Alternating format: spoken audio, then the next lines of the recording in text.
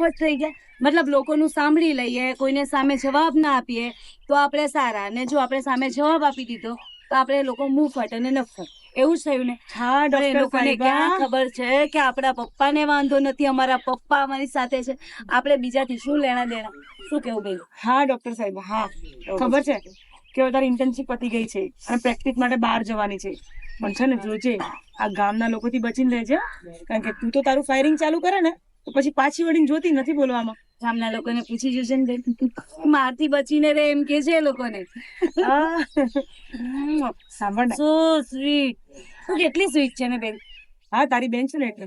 સાંભળ ને, આજે ભરેલા ભીંડા ખાવાનું મન થાય છે, બનાવ ને તારા હાથના. જા. વિચારું ક્યારની વિચારું કે આટલું સરસ સરસ મીઠું મીઠું કેમ બોલે છે એને. ભરેલા ભીંડા ખાવા છે એટલે.